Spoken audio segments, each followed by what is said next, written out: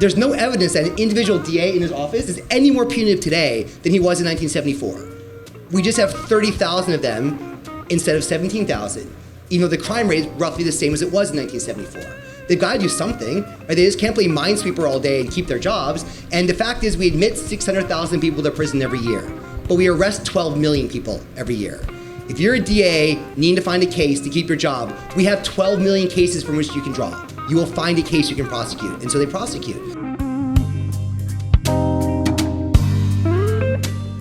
So I'd like to open this discussion with a quote from a former Attorney General Robert Jackson, who remarked in 1940 that, quote, "The prosecutor has more control over life, liberty, and reputation than any other person in America."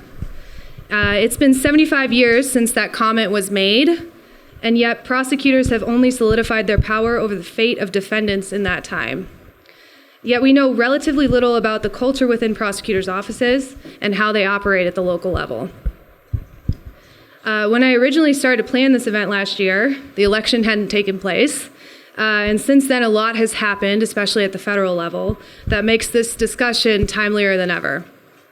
And I'm thrilled to have two experts here to speak on these issues, both with experience, one with the experience as a former prosecutor, and another who has studied the criminal justice system for years, who I'll introduce now. So first, to my immediate left, is John Pfaff. John Pfaff is a law professor at Fordham Law School, where his research has focused primarily on understanding the causes of mass incarceration and what it will take to scale back our reliance on prison. His new book, Locked Up, which is right here, argues that we systematically misstate the causes of mass incarceration, overlooking the central role of prosecutors, prison guard unions, and the need to rethink how we handle crimes of violence. If it weren't for Twitter, okay, I didn't write this, John did. If it weren't for Twitter, some New York City therapist would be far, far richer today. He's very active on Twitter. You guys should follow him. And to the far left is Ken White. He's a partner at Brown, White, and Osborne LLP in Los Angeles. He began his career as a federal prosecutor in the U.S. Attorney's Office in Los Angeles and went into private practice in 2001. Since then, he's practiced criminal defense and litigation with an emphasis on First Amendment cases. Ken also writes the criminal justice and free speech blog POPAT and frequently writes about criminal justice issues in other publications. So let's give a round of applause to our panelists. Okay, so jumping into the discussion, my first question is for John. John, in your book, you refer to prosecutors as the man behind the curtain, and argue that few people in the criminal justice system are as powerful or as central to prison growth as the prosecutor. Could you talk a little bit about why we know so little about these actors? So it's simple. The reason we know so little about them is they tell us almost nothing about what they do. You have lots of data on crimes and policing, a lot of data on prisoners and parole and probation, but we literally have no data on what prosecutors do. And as a result, they kind of get ignored in the process. My favorite example of this was that when Hillary Clinton rolled out her end-to-end criminal justice reform plan, she talked about police and she talked about parole, but she never mentioned prosecutors. It wasn't end to end, it was end and end, and she skipped over the middle. But the middle is actually where all the work happens, right? So just to briefly summarize my reason why I care so much about prosecutors now is that my work looked at sort of why did prison populations grow even as crime fell over the 90s and 2000s? And what we find is during that time, crime falls, serious crime falls a lot, serious property and serious violent crimes all fall by 20, 30%, and arrests fall. We don't arrest more people. For all the CSI stuff going on TV, the number of arrests fell every year. So we're arresting fewer and fewer people, but more and more people are going to prison. Why? It's because the chance an arrest turns into a felony case skyrockets. Once that felony charge is filed, the probability you go to prison doesn't change. Once you go to prison, the amount of time you spend in prison, it hasn't changed in about 20 years. For all we talk about long sentences, it's been fairly stable. The only thing that changed is the chance that an arrest turns into a felony case. And it's entirely within the discretion of prosecutors to do that. So they have been the single most important force driving up prison populations, and no one is really talking about them, or hasn't, right? Maybe in the past year they've started that, but no reform plan targets them, no policy brings them up, they're overlooked in almost every discussion. We have no data on what they do, so it's very hard to pin down what's going on. And so we've sort of, for all that's going on, I think one reason why our results have been so anemic, right? It's one of the few true bipartisan issues is prison reform. One of the only cases where the left and the right genuinely come together. And yet, if you take California out of the picture, we've barely dropped their prison population, right? The United States hasn't decarcerated, California has. And the rest of us are tagging along the sides. And these guys are focusing on all the wrong people, and ignoring the prosecutors is a big part of that. So Ken, you had direct experience working as a young federal prosecutor. In fact, you've written about that your career started when you were 26 years old on the day that O.J. Simpson was acquitted. And could you talk about your experience as a 20-something-year-old who was given this enormous amount of power over the lives of your fellow citizens and what that was like? Sure. I mean, the thing to understand is that prosecutors during this time period, while crime has fallen, have been given more and more discretion, more and more decision-making ability, more and more choice about whether something goes to a felony or not, whether something goes federal or not.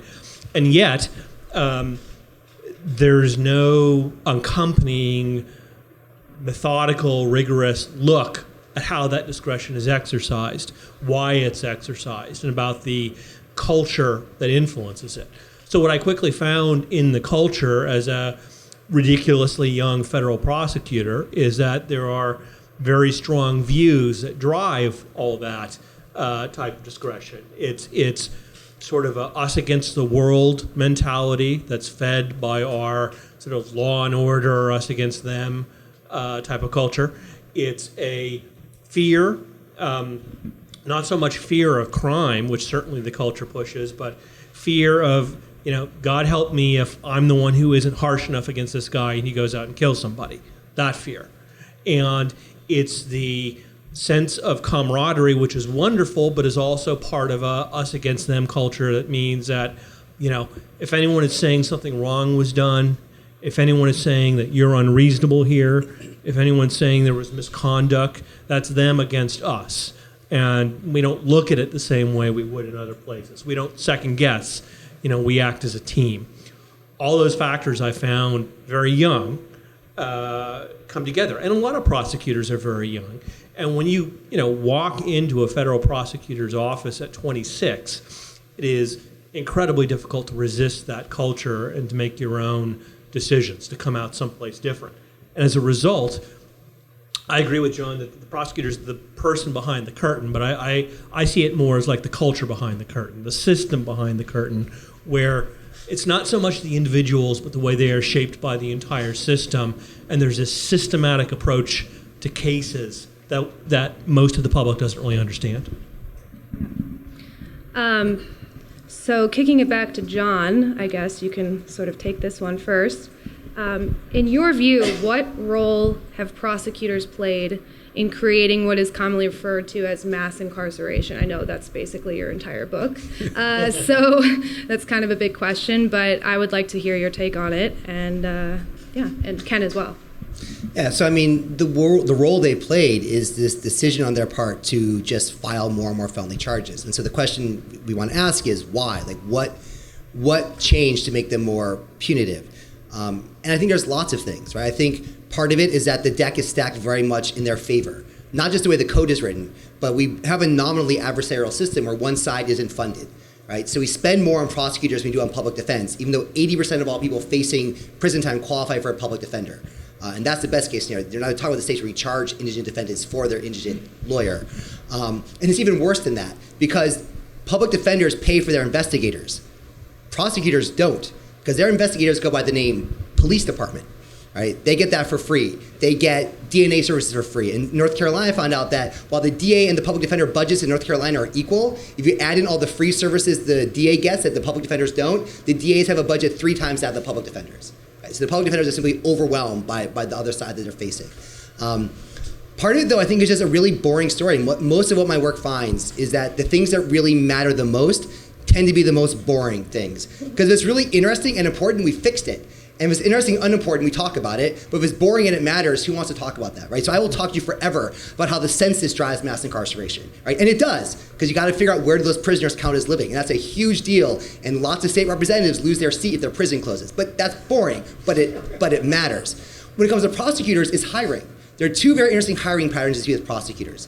Between 1974 and 2008, the number of counties with a full-time prosecutor goes from 45% to 85%. That's a rural suburban phenomenon. All these small counties, you have some part-time guy with a private practice who did cases on the side. Now he is the DA. This is his job. This is what he does. And of course they're going to be harsher. And we see now actually that the rural counties remain by far the most punitive counties in the country now. The other pattern we see is that between 1974 and 1990, as crime goes up substantially, we hire 3,000 prosecutors, from 17,000 to 20,000. As crime drops over the 90s and 2000s, we hire 10,000 more prosecutors, from 20,000 to 30,000. Less and less and less crime, and a giant ramping up in staffing. There's no evidence that an individual DA in his office is any more punitive today than he was in 1974. We just have 30,000 of them instead of 17,000, even though the crime rate is roughly the same as it was in 1974. They've got to do something, right? They just can't play minesweeper all day and keep their jobs. And the fact is we admit 600,000 people to prison every year, but we arrest 12 million people every year. If you're a DA needing to find a case to keep your job, we have 12 million cases from which you can draw. You will find a case you can prosecute. And so they prosecute because that's what they're hired to do. And no, it's boring, and it's human resources is the cause of the problem, right? But there are a lot of these structural problems that do it. There are other problems we have. I think the other one I think is always good to point out is that DAs are elected by the county. Jail and probation, the lesser sentences, those are paid for by the county. But prison is paid for by the state. So if you're a DA, why send them to jail if you can send them to prison? Because it's actually cheaper for you to send them to prison, because that takes them off your county's budget and puts them on the state budget, rather than sending them to probation or jail that keeps them on your county's budget. Right? Again, budgets. Like, what makes people glaze over and run away from your parties faster? Let me talk about budgets and the census, right? And human resources. Those are the three things I want to talk to you about. You want to talk about the death penalty and the war on drugs? No, it's human resources, it's budgetary politics, and it's the census, right? But these things really matter, and they don't get nearly as much attention as they should. I hold this hearing. Yeah. Sorry. Go ahead, Ken. Do you have a follow-up on how prosecutors, what role they have played in creating mass incarceration? Sure. Just to give it another example to what John was talking about. In California, there, like in a lot of places, there used to be a division between municipal courts and superior courts, right? You used to have some courts that would have smaller civil matters and misdemeanors, and some courts that had felonies. And eventually, as a structural budget-saving measure, they kind of pushed them all together into one big court system. Well, the natural consequence of that is more and more stuff is getting treated as a felony rather than a misdemeanor. Because, I mean, if you can go all the way to the top, why not go, right? Why do a misdemeanor if you have the power now to do a felony? That type of thinking, because it's there, we've got to use it, because we're a hammer, there's got to be a nail, drives that type of thing. John's completely right that the population of prosecutors keeps growing, and there's always going to be something they can find to do. There's also been a change, particularly more recently, in the priorities of prosecutors. So I was lucky enough to come up during a time where I got to work in something called the government fraud and public corruption section. So, and we did cases of the police abuse, environmental crimes, civil rights violations, corruption by public officials. That section briefly got phased out in the 2000s when we decided we have to do everything, anti-terrorism, terrorism being given a rather generously broad definition. There's a shift in priorities to we've got to do violent crime, again, violent being very broadly defined, drug crime, immigration crime, property crime. We've got to do more numbers, more volume, and less time is spent on things that maybe would have an influence in society. I mean, for what it takes for federal prosecutors to take down a crooked congressman, you can do, 30 bank robberies and 30 drug cases and 30 gang cases. Resource-wise, if you want to have impressive numbers, you're going to put people in federal prison for that type of thing. You're not going to take down someone who is corrupting the system fundamentally.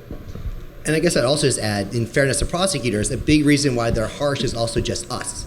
Right? We say in survey after survey that we want people to be less punitive, focus more on rehabilitation, less on punishment. But when we go to the voting booths, we vote based on that one shocking case. Right? And that's all it takes. So for people of my age, it's Willie Horton, right? That one bad case that we believe it didn't actually sink Dukakis' presidential campaign, but certainly didn't help it. Or an even more recent example is Daryl Dennis, who is a parolee in Arkansas. Arkansas passed a major reform law. Prison population dropped by 10%.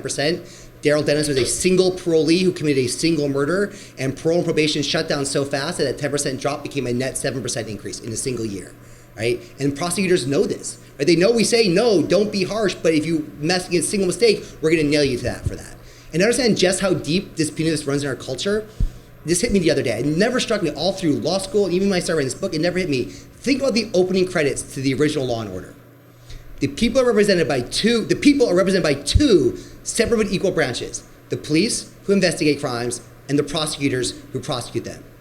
Judges, public defenders, parole boards, no, two people, cops and DAs. Public defenders don't exist, right? The defendants aren't part of society, right? They're somewhere else. You don't even realize it until years, like, wait, there's an entire other half of the bureaucracy you've cut out of that equation that technically represents us in form of defense and neutrality, but it's so embedded at least I didn't appreciate that for years, how biased that was. Yeah, we suck. That's the way I'd put that. Basically, that's the way I'd say it. Well, that's a good segue to my next question because, because DAs change and many are elected, most of this is kind of a political debate. It's all about implementing the wishes of voters. If they want punitive sentences, why would the DA go against that? So I guess, why should we focus so much on prosecutors and instead of state policy and bills? Because I know that in your book, you always talk about why we should focus on prosecutors. So I would like to hear your response to that. So the catch is that who are the people we're talking about, right? So prosecutors are elected by the county. But at least when it comes to cities, city counties consist of two things, the city and the suburbs that are part of a county. There are exceptions, right? New York flips it around, Baltimore, St. Louis, San Francisco don't have ring suburbs, but like Chicago, right? Half of Cook County lives in Chicago, half of Cook County does not live in Chicago. Cook County as a whole votes for the DA. What that does is ensure that the wealthier, whiter, more conservative suburbs play a disproportionate role in electing a prosecutor who then enforces law in the poorer, more minority areas where street crime tends to be concentrated. And that creates an incredibly dangerous separation of costs and benefits. The suburbs feel the benefits of aggressive crime control policies, right? They feel safer going to city for work. They feel safer going to city on a Friday night. They feel safer believing quite erroneously that drugs aren't going to come to their kids' schools because they're cracking it down in the cities, because that's obviously the only place high school suburban drugs come from are the cities. But they don't feel the costs. Right? It's not their uncle, not their brother, not their son, not their nephew, not their father, not their sister who's being unneedlessly stopped, arrested, charged, convicted, incarcerated, right? And so DAs have a strong incentive to overreact. So yes, it's politics, but the politics are skewed, right? In that those who don't bear the cost have the greatest authority of choosing who gets to enforce that law. And I think my sort of a corollary to this, I'm not surprised that the first city to go after a police-involved shooting incredibly aggressively was Baltimore. Because the Baltimore State's attorney does not have a ring suburb to respond to. She is elected by the city of Baltimore, and therefore does not have that same need to pander to a disproportionately conservative white electorate that thinks cops don't make mistakes, right? It didn't happen in Dallas. It happened in Baltimore, and that's not a mistake. And to me, it reflects this very dangerous separation of costs and benefits. And by the way, a lot of it comes back to race, right? Why is there that separation? It's that history of redlining and the GI Bill that only applied to white people and not to black people that creates this incredibly powerful class and social distinction that's riven through by racial gaps that then lead to empathy gaps and so on. Yeah, and our problem is there is no due process party, right? If someone asks you what's the law and order party, you might say Republican, or you might say Republican and really well also Democrats, as long as I can remember. But there's no due process party. There's no rational choices about resource allocation party. There's no cost benefit party. There's law and order, and we're law and order too, right? And there's nowhere you go to say, this is a group of people that self-identify as people who are interested in as their guiding principle, as something they're proud of, as something they talk about, as protecting the due process of criminal defendants, of making rational choices about resource allocation and how many people we're going to put in prison. There's a ratchet that only goes in one direction, and that cuts across otherwise what you see as liberal and conservative. Maybe in the Warren Court era, you could identify one side or the other as being more about due process, but at least since Nixon, it's all about law and order. And so, even in a place like where I live, a very blue state like California, we get Democrat after Democrat after Democrat senator voting for a criminal justice agenda that's fundamentally indistinguishable from what Nixon would want. There is no political party, there is no political movement other than libertarians. There is no, I should say, large winning big elections political party that is giving the other side of the story, that is saying anything other than, if I say this should be a 10-year sentence, well, by God, no. He said 10, I say 15. Who cares about you more? It's the one who said 15. So shifting gears, I would like to talk about the recent memo that Attorney General Jeff Sessions issued to federal prosecutors, which directs prosecutors to charge and pursue the most serious, readily provable offense. This is open to either of you. What sort of impact do you think that this will have? And did former Attorney General Holder's memo, which directed prosecutors to, quote, decline to charge drug defendants with quantities that would trigger mandatory minimum sentences if they meet certain criteria, does this memo really change that? Is Sessions' memo undoing reforms, or what kind of impact do these memos have? My sense is it's mostly cosmetic. So what you're dealing with here are the rules for imposing mandatory minimum sentences, right? So in federal court, you charge someone with a certain weight of any given drug, that automatically triggers a certain mandatory minimum sentence. It's different for different drugs. A relatively small amount of crack still gets you a higher mandatory minimum than the same amount of cocaine. And it's always been the rule that the federal prosecutors are supposed to charge the most serious, readily provable offense. So once it's charged and someone is hit with this mandatory minimum, it's hard to get out from under it. It constrains the judge's power. The only way the judge can sentence less than that mandatory minimum is if the person cooperates, if they rat, and the prosecutors ask the judge to give them credit because of that, or if they meet a fairly narrow set of circumstances called the safety valve, which basically means, if you've had 2 DUIs, you're out of luck. You have to have an extremely minor criminal record and meet a bunch of other factors. What the Holder memo did was say, okay, now and then, prosecutors, in your discretion, you can decide, if it meets all these factors, to charge drug cases in a way that don't trigger the higher mandatory minimum. You can, in effect, lie in the charging documents about how much of the drug is involved so that the judge's hands are not tied. And what the Sessions memo said is, that's all Obama bullshit. It's all back to the way it was before. But in reality, in practicing in a very high volume district, I didn't see a lot of cases being influenced by the Holder memorandum, because what the Holder memorandum really did, you might see it as like a lenient policy or something that is progressive. What it really is giving power to prosecutors. The power they didn't have before, they had an obligation to hit you with that mandatory minimum if it was there.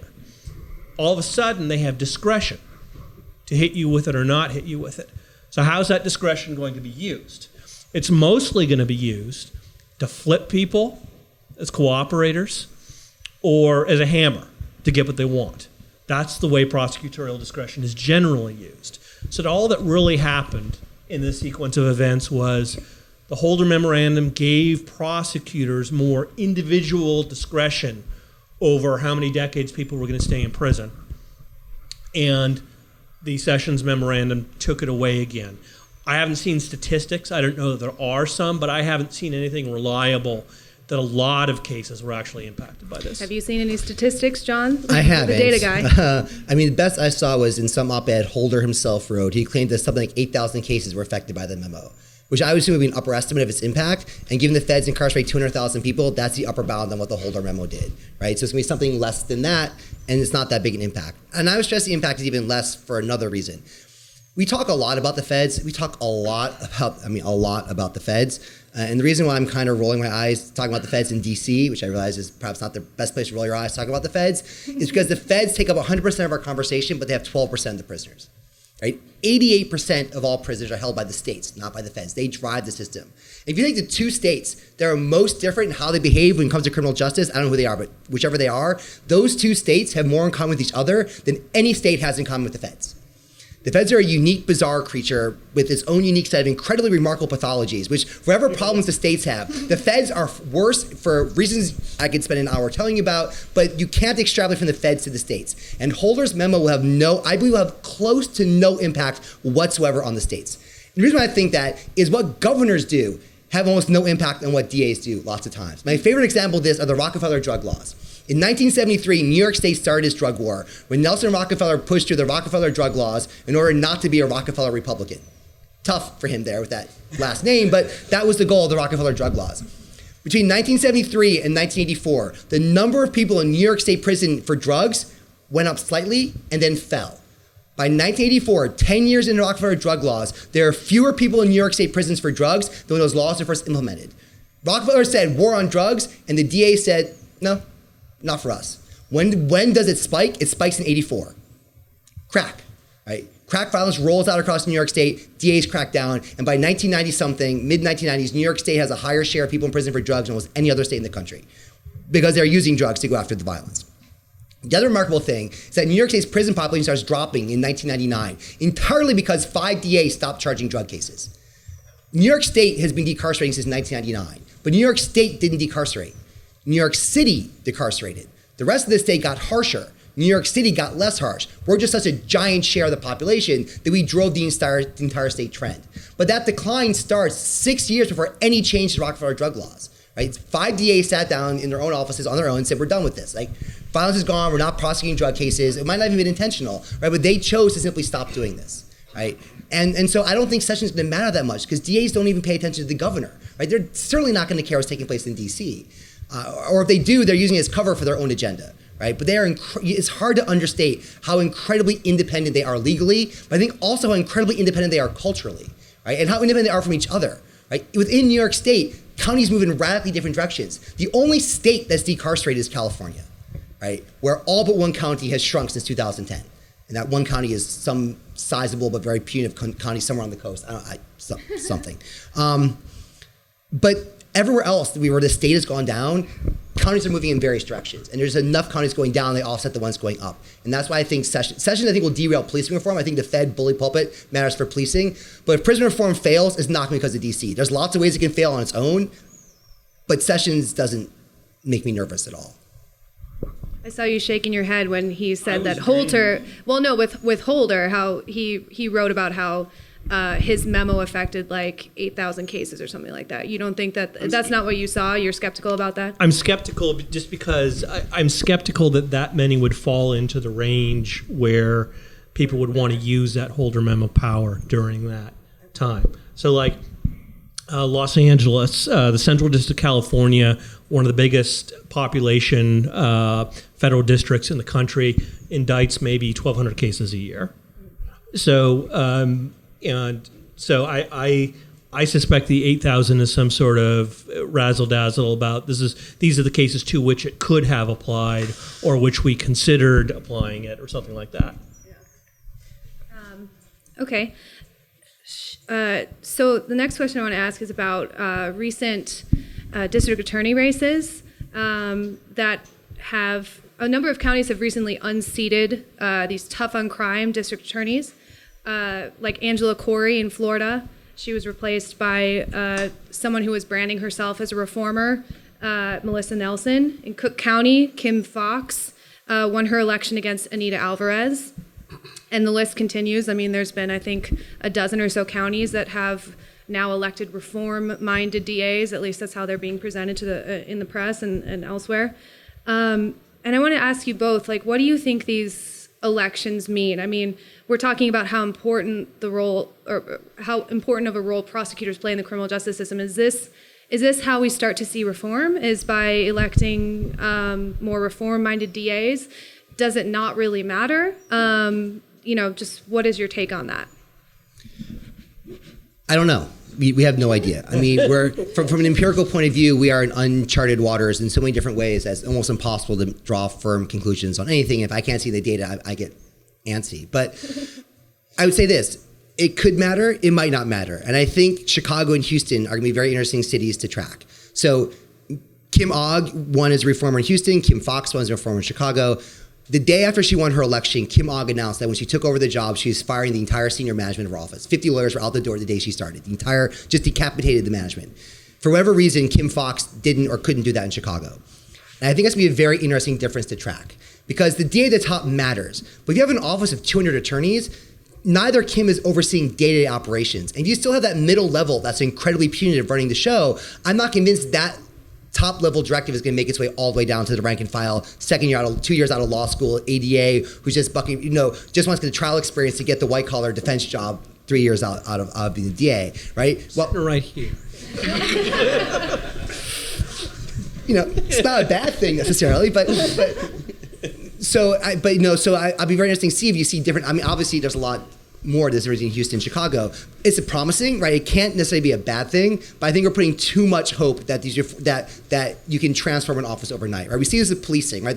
What reformers studying policing is it takes 3 police chiefs to change an office, right? The first 2 reformers are going to get fired with nothing happening, right? Because they're going to try to change it, and the unions are going to just grind them down and destroy them, right? But by the time the 3rd chief gets appointed to try and put forward an agenda, there's been enough turnover in the police force, the attitudes have shifted, the union's starting to waver a little bit, and then reform will happen. Right? And I think that's probably going to be true in DA offices. You don't quite have the same organized resistance in the form of like a union, perhaps you have with policing, but that culture, it's deep and it's embedded.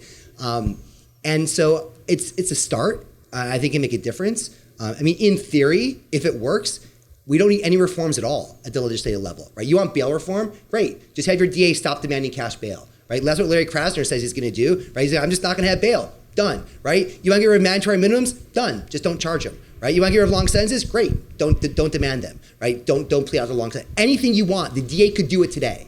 Right? They don't. There's cultural reasons why they don't. But understand that we could do everything we want now. And if we don't, it's because there's something deeper about that culture that we're finding hard to fight. And we've never seen the cultures change this often, this quickly, in this many different places. So it's going to be really fast over the next 3, 4, 5, 6 years, see what happens. But if you want me to say, like, what does it mean? Invite me back in 2022 or so, I'm gonna hold you to and that. I should have some pretty good answers for you by then.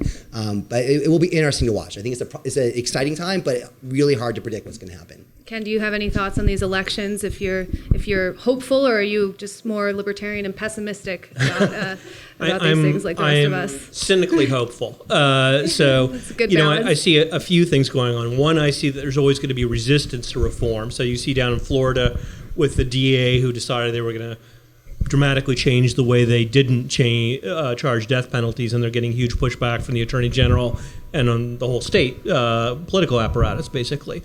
I'm skeptical in that I think a lot of things that are generally labeled as reform are going to be relatively cosmetic or going to involve some pilot programs, but not, as John suggested, changing the day-to-day bread and butter of the office.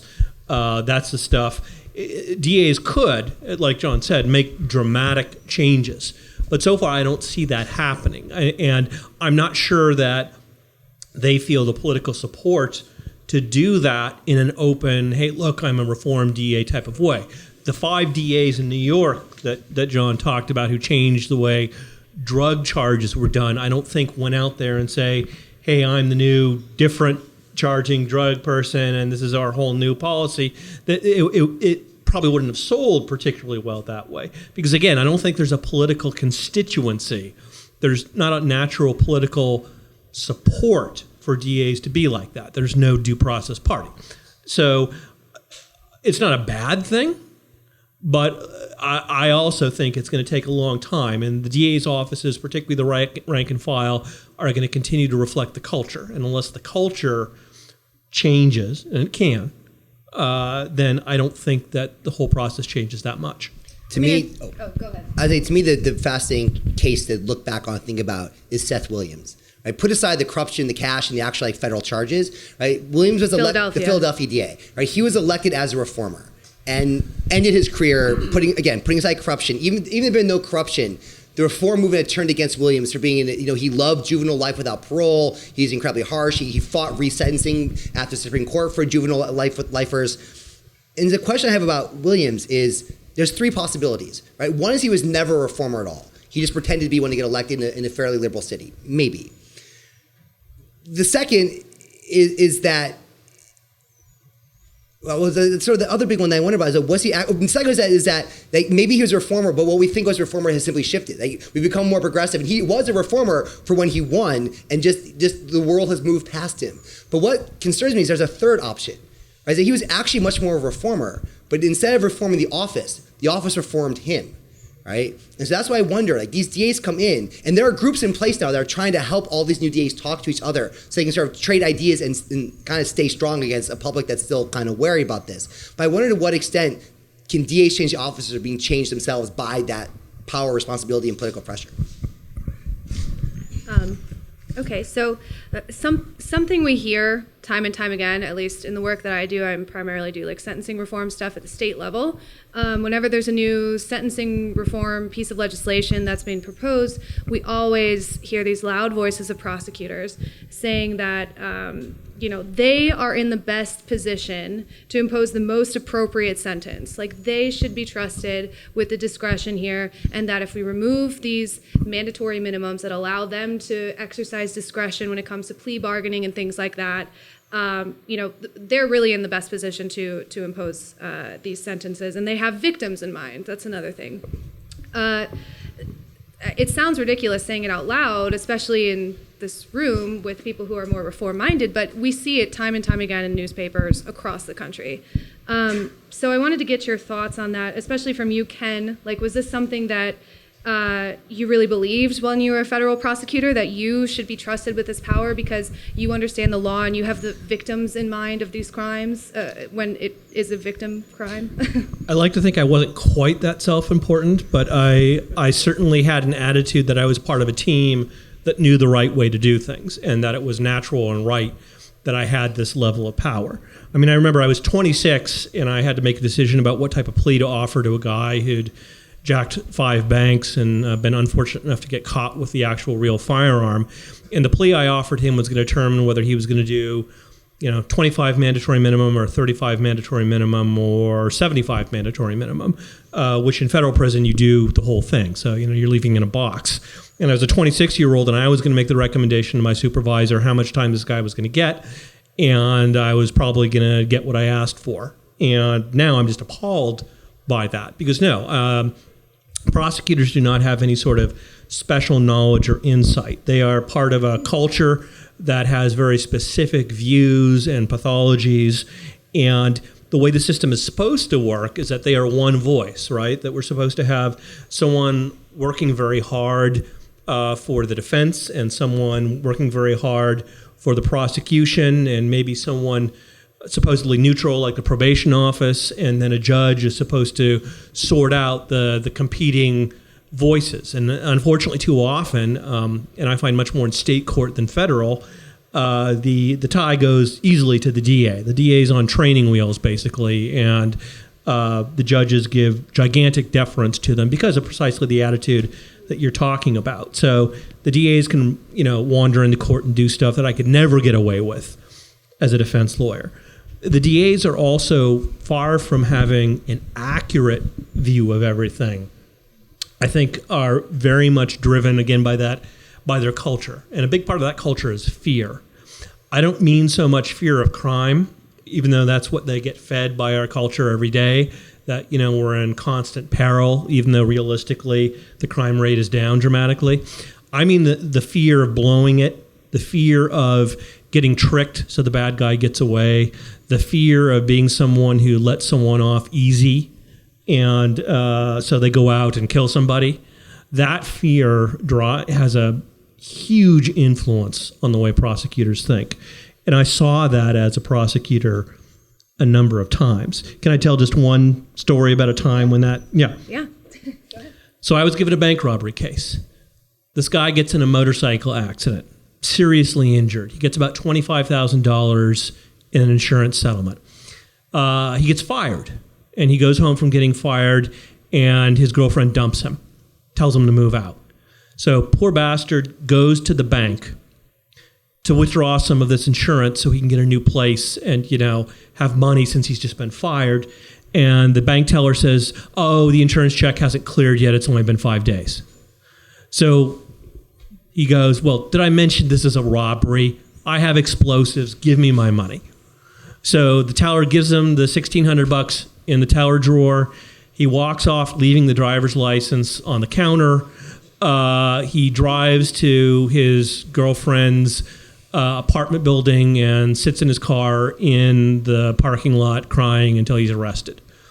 Federally prosecuted for bank robbery, given to me, and I go to the chief of the criminal division and I say, do we really want to do this? I mean, do we really want to prosecute this guy federally for bank robbery given this chain of events?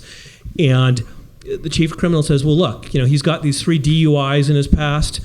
Ken, are you going to be okay if you let him go if someday your wife is out driving on the road and he's drunk and he runs into her? And why this is amazing is that this chief of the criminal division is a fair-minded, incredibly smart, decent man that I have nothing but respect for. But he and I are completely captured by the system. And that fear, the fear that this guy was going to go out and kill somebody, even though he was a complete sad sack, was so much more powerful than the fear that we were doing a great injustice by prosecuting him federally, or the fear in any cases that we were doing something that violated rights or that someone might be actually be innocent. This has a slightly happy ending, though, because the jury hung 11-1 for acquittal after hearing the facts because, it was bullshit. And I would add that we have a very dangerously narrow view when we talk about victims. And I always get in trouble for making this point with people, but it's an incredibly important point to make. When we talk, crime is hugely costly. You do not want to undersell the cost of crime, right? Not just the cost of the victims, but there's evidence that one of the greatest harms to early childhood development, to educational attainment, therefore to career attainment, is exposure to violence. Not being the victim, just being in a high violence area has incredibly massive harms to children and to adults and to families. And you don't want to understate that, and we don't. That's a cost. When you talk about cost benefit for prisons, the other cost then is the $50 billion you spend on prisons. That's the analysis, but that's wrong. Because there's another big cost to punishment we always ignore. Prison is a major vector of tuberculosis, HIV, and STDs. The risk of dying from a drug overdose skyrockets upon release because you go from using expensive, low-quality drugs to cheap, high-quality drugs. And so many people die from overdoses. They don't count as a prison death, but it's prison that killed them. A study in New York State found that in the short to medium term, 1 year in prison takes 2 years off your expected lifespan. Prison causes people who are already on the edge of poverty to have their wages go down, hours worked down, total income drops. Overall impact on the economy is slight, but impact for that person fiscally is devastating. It's a major factor pushing women on the welfare when their partner goes to prison. It pushes kids into crime from the lack of a parent at home. It throws off dating markets, right? Dating functions in a neighborhood when it's 50-50. 50% male, 50% female. And people don't date far outside their neighborhoods. In some high enforcement neighborhoods, that ratio is 60-40. Right? 60% female, 40% male, because there's so many men in prison. And that leads to more single parenthood, higher rates of STD transmission, other problems with family formation. There's a cost to collect calls to prison. In New York State, half of all prisoners come from New York City, but half of our maximum security prisons are at least 200 miles away from the city, some 300 miles away, right? So you've got transportation costs, hotel costs, foregone labor, foregone income costs, and you take time to go visit that person in prison, right? The social and epidemiological and health and physical and emotional and familial costs of incarceration are staggering, and we can't count them. We don't know how to count them. We haven't begun to count them. There was one study that tried, and it was bless their heart, as my southern wife would say, for trying, but we really have no idea what these costs are. But I guarantee you that $50 billion you spend in cash on incarceration, that's just the tip of an iceberg. And there are a lot of victims who aren't necessarily the victims of crime. It's the kids and the partners and the people themselves, right? I mean, the people in prison are still people the last time I checked, right? That's a kind of a controversial position to view someone who committed a crime as still a person, but they are, right? And these are real costs, the physical harms, the sexual assault harms, right? There are a tremendous amount of costs and victimization that goes on with the punishment system itself. And you know, the DAs, when they say we speak for the victim, they're speaking for one very narrow victim. And the fact of the matter is when you do a survey of victims, of a well-designed survey of victims, the Alliance for Safety and Justice did one, victims of crimes tend to be young male people of color, right? It's not the suburban white housewife you think of, right? And they have a much more sophisticated view of what they want. They want punishment, but something much more restorative and focused on justice, something less punitive, because they themselves have been exposed to criminal justice on the other side. Their brother, their uncle, their nephew has been exposed to it. They understand how the system works, and they don't have this suburban harshness that DAs tend to bring to the table. Right? So if you actually want to respect the victim, it's a lot more complicated than your average DA makes it sound. And the DAs aren't always speaking for the actual victims, right? They're speaking for these more suburban victims who have a much different take on how crime operates and how it should be dealt with. Okay, so this conversation has been pretty depressing. And it seems like there's no hope. So I'd like to ask my final question, then we'll move on to audience questions briefly. But just with something hopeful, if you could reform 1 to 2 practices of prosecutors or something about the prosecutor's office that you think would actually make a big impact, a positive impact, what would it be? Is there anything? Or are we just all doomed? No, so there's hope. And I will say that I think we have a far ways to go. One of the most consistent critiques of my book, which I actually admit is a perfectly fair critique, although my spin on it is different, is that the weakest part is my solutions part, right? To which my response is, I know, right? Because no one's talking about prosecutors, no one's talking about unions, no one's talking about the political defects, and so I'm just thinking of some ideas. I say, hey, let's try this to start. But I think there are ways we can fix it. We've been focused on the wrong things for too long.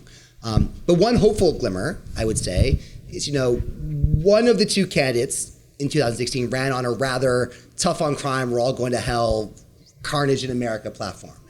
And one of the states that voted most strongly for Trump was Oklahoma. 65-35, I think, was how they went for Trump.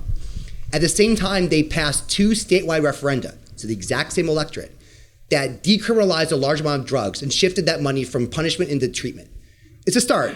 At some point, you've got to focus on violence. Over half of all people in prison are there for violence, 16% for drugs. It's all low-level nonviolent drug offenders is wrong. It's mid-level drug people and a lot of people convicted of violence, but it's a start, right? Oklahoma, which has the second highest and soon to be first highest if they keep it up, incarceration rate, was still willing to embrace reform, right? So there's hope there.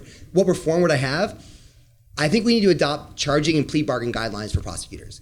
We tie judges' hands all the time, right? And the best comment I've ever heard about about mandatory minimums. Actually, I think it might have been, it wasn't Mike Riggs, it was someone else from FAM at the time, said what mandatory minimums are is proof that we trust the prosecutor right up until the minute we elect him judge, right? Because who is a judge? Generally a former prosecutor, right? And we don't trust them as judges. We tie their hands to sentencing guidelines and mandatory minimums and all these rules when they're older and more experienced and less partisan, right? So we should do the same things to prosecutors. These guys are 26-year-olds straight out of law school trying to do the best they can, but we're asking to decide, does this guy pose a risk? Do you have to lock this person up? These people have BAs in English and no social psychology training, no social science. They're being asked to make incredibly difficult policy questions. And no disrespect to English majors, but you guys aren't good at math, right? And it's a mathematical issue, right? Like, is this guy a risk? That's an empirical question. And we're asking a 25-year-old to make that call. That's nuts. Right? We're asking to make all these decisions with no guides, no help, no assistance.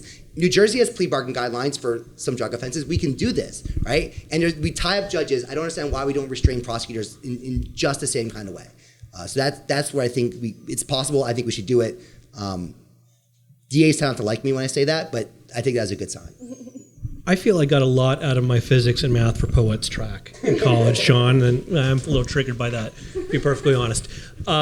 I will say something similar. I think something encouraging that I see that has been portrayed by some as something terrible is that socially I think we've moved away from a huge consensus that if the police shoot somebody, probably had it coming, right?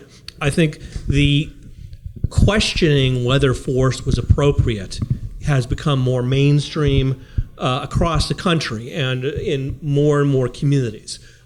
Some people see that as horrific, maybe our Attorney General. I see that as good. I think it is possible to bring some of that same skepticism towards prosecutorial decisions. And the way I would like to see it happen is to have something like the police commissions, the civilian police commissions we see in a lot of big cities that review use of force and police actions, and have prosecutorial commissions. Have commissions that review things like allegations of prosecutorial misconduct, review practices, and things like that. I would also like to see state bars, as long as I'm getting anything I want, I would like to see state bars devote more resources and even have specialists dealing with prosecutorial misconduct, because part of the wall of prosecutors can do no wrong that helps make the system opaque, gives them so much power that we don't even really understand, is the lack of substantive review. It is incredibly rare for state bars to impose consequences on prosecutors for things that if I did as a defense lawyer, my card would be gone in a heartbeat. I think if we had those sorts of systems in place, the operation of them, the public operation of them, might start to make some cultural changes, the way I think that oversight of police has started to have over the last 2 decades. All right, well, thank you guys all for coming, and let's give a round of applause to our fantastic panelists. I learned a lot. Thank you. There's beers. You guys can keep drinking, but not for too long. We're going to cut you off there, too. But yeah, thank you again.